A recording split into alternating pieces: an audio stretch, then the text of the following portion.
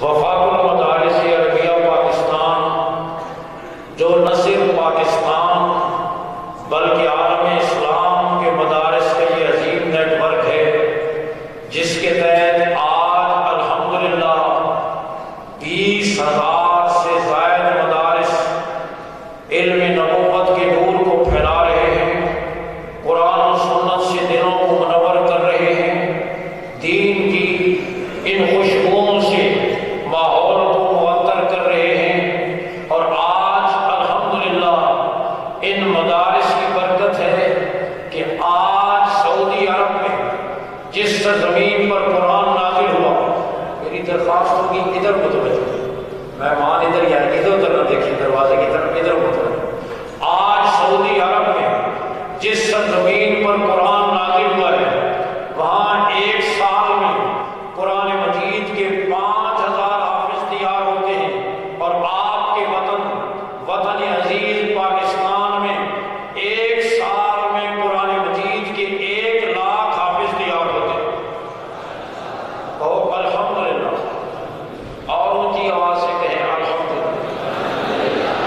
میں اکثر کہا کرتا ہوں پنجاب کے لوگ اس کے بغیر نہیں چلتے جب تک سننے والے بولیں نہیں، اور ہمارے پنجاب میں جہاں نہیں بولنا ہوتا وہ وہاں بھی بولتے رہتے ہیں۔ میں نے بیان میں کہا کہ حیائی بہت ہوگی، کہنے لگے سبحان اللہ، وہ جہاں نہیں بولنا ہوتا وہاں بھی بولتے ہیں، آپ نے جہاں بولنا ہوتا ہے وہاں بھی نہیں بولتے۔ تو میں نے کہا سعودی عرب میں ایک سال میں قرآن کے 5,000 حافظ تیار ہوتے ہیں، اور آپ کے وطن عزیز میں ان مدارس کی برکت ہے، ان بوریا نشین علماء کی برکت ہے کہ ایک سال میں قرآن کے 1,00,000 حافظ تیار ہوتے ہیں۔ پرویز بدنامی زمانہ حکمران آیا تھا تو وفاق المدارس عربیہ پاکستان کے ساتھ جب آیا تھا تو رجسٹرڈ مدارس کی تعداد 4,500 تھی، جب گیا تو 14,500 تھی، اور اب الحمدللہ 21,000 ہے۔ کہو الحمدللہ۔ اسلام کے مزاج میں اللہ نے لچک رکھی ہے، اتنا ہی ابھرے گا جتنا دباؤ گے۔ آج دینی مدارس کی برکت ہے کہ الحمدللہ پوری دنیا میں ہمارے بچے عصری تعلیم کے لیے دنیا کے ملکوں میں جاتے ہیں، اور دنیا بھر سے بچے علم نبوت کے لیے پاکستان کو رخ کرتے ہیں۔ اس ملا نے بوری اور چٹائی پر بیٹھ کر، روکھی سوکھی کھا کر، دہشت گردی اور انتہا پسندی کے تانے سن کر، ایک پائی اور آٹے کی ایک مٹھی جمع کر کے الحمدللہ قوم کا رشتہ کلمے سے ٹوٹنے نہیں دیا۔ الحمدللہ قوم کا رشتہ کلمے سے اس نے مضبوط کیا۔ اس کی درسگاہ کو کبھی تالا نہیں لگا، اس نے مسجد کے میناروں سے کبھی اذان کہنا نہیں چھوڑی۔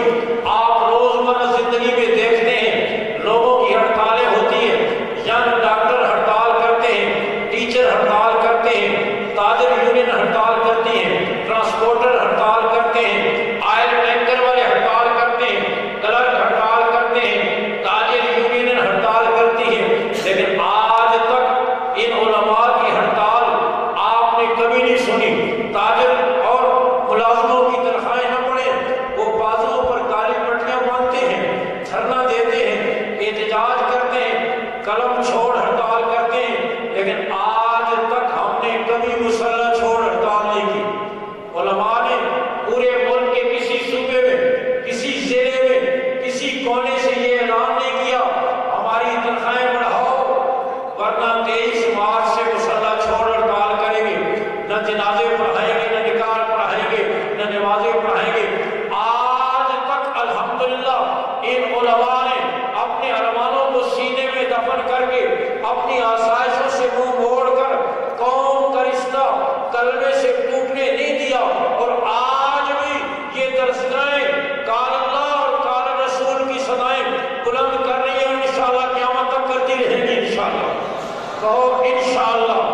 ان مدارس کی بہاروں میں اضافہ ہوتا رہے گا، اور یہ درسگاہ اور یہ بھی مدرسہ آج کی چیز نہیں، مدرسہ اتنا ہی پرانا ہے جتنا اسلام پرانا ہے۔ جس دن غار حرا کی خلوت میں سب سے پہلی وحی نازل ہوئی، اقرأ بسم ربک الذی خلق، وہی مدرسہ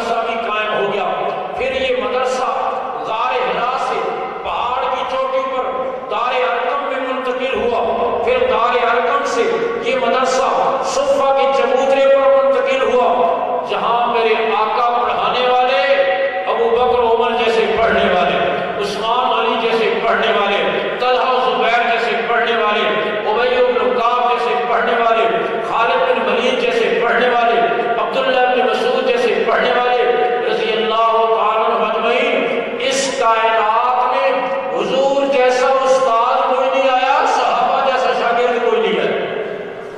اس لیے کہ آپ کسی بہت بڑے قاری سے قرآن کیوں نہ پڑھیں، قرآن اس پر نازل تو نہیں ہوا، صحابہ نے ان سے قرآن پڑھا ہے جن پر قرآن نازل ہوا ہے۔ آپ کسی بہت بڑے شیخ الحدیث سے حدیث کیوں نہ پڑھیں، اس کی باتیں تو حدیث نہیں، صحابہ نے ان سے حدیث پڑھی ہے جن کے اپنے ارشادات حدیث ہیں۔ تو میں نے عرض کیا یہ مدرسہ غار حرا سے دار ارقم میں، دار ارقم سے صفہ کے چبوترے پر منتقل ہوا، اور آج جتنے مدرسے ہیں قرۂ عرض پر صفہ کے اسی مدرسے کی شاخیں ہیں جو میرے آقا صلی اللہ علیہ وسلم نے قائم فرمایا۔ اور یہ دینی مدارس امن کے مراکز ہیں، سلامتی کے مراکز ہیں، یہاں امن کی تعلیم دی جاتی ہے، سلامتی کی تعلیم دی جاتی ہے، محبت کی تعلیم دی جاتی ہے، اخوت کی تعلیم دی جاتی ہے، اجتماعیت کی تعلیم دی جاتی ہے۔ ہم کہتے ہیں تم نے تعلیم کے نام پر قوم کو تقسیم کیا، کتنے قسم کے نصاب دیے، یہ وی آئی پی ہے، یہ وی وی آئی پی ہے، یہ بیکن کا ہے، یہ آکسفورڈ کا ہے، یہ کیمبرج کا ہے، یہ آغا خان کا ہے۔ تم نے تعلیم کے نام پر قوم کو تقسیم کیا۔ ان مدارس نے الحمدللہ قوم کو اجتماعیت دی، ایک چھت کے نیچے ایک نصاب کے ساتھ یہ مدارس تعلیم دیتے ہیں۔ جس بوری اور چٹائی پر کروڑ پتی کا بچہ پڑھتا ہے اسی پر غریب کا بچہ بھی پڑھتا ہے، مختلف زبانیں بولنے والے، مختلف صوبوں کے رہنے والے الحمدللہ ان مدارس میں محبت کے ساتھ تعلیم حاصل کر رہے ہیں۔ ہمارے 2000 امتحانی مراکز میں کسی مرکز میں امن قائم کرنے کے لیے پولیس نہیں بلانا پڑتی، دارالاقامہ خالی نہیں کرانا پڑتے، پولیس کو مورچے نہیں لگانا پڑتے، کہیں امتحانی عملے کو یرغمال نہیں بنایا جاتا، کہیں بوٹی مافیا کا تصور نہیں۔ ہم ارباب تعلیم کو اور مقتدر طبقے کو ہم دعوت دیتے ہیں، آپ آ کر ہمارا امتحانی نظام دیکھیں، آپ کو اندازہ ہوگا انسان نہیں فرشتے امتحان دے رہے ہیں۔ الحمدللہ یہ مدارس آج بھی کراچی سے خیبر تک اور بلوچستان کے آخری بارڈر چمن کے کنارے سے شمالی علاقہ جات تک آج بھی یہ مدارس شہر میں، دیہات میں، پکی عمارت میں، کچی عمارت میں، بجلی کی روشنی میں، دیے اور لالٹین کی روشنی میں، آج بھی یہ مدارس قوم کے 30 لاکھ بچوں اور بچیوں کے سینے کو علم نبوت سے آشنا کر رہے ہیں۔ اس لیے ہم یہ کہتے ہیں یہ مدارس قوم کی سب سے بڑی ضرورت ہے۔ بے شک بجلی ہماری ضرورت ہے، بے شک سڑکیں ہماری ضرورت ہے، لیکن بجلی کی روشنی نہ ہوئی، سورج چاند کی روشنی ہم سے کوئی نہیں چھین سکتا، پکے راستے نہ ہوئے کچے میں گزر جائے گی۔ لیکن بتائیں اگر کوئی رب کو راضی کیے بغیر کوئی قبر میں چلا گیا تو اس کا کیا بنے گا؟ یہ مدارس قوم پر بوجھ نہیں۔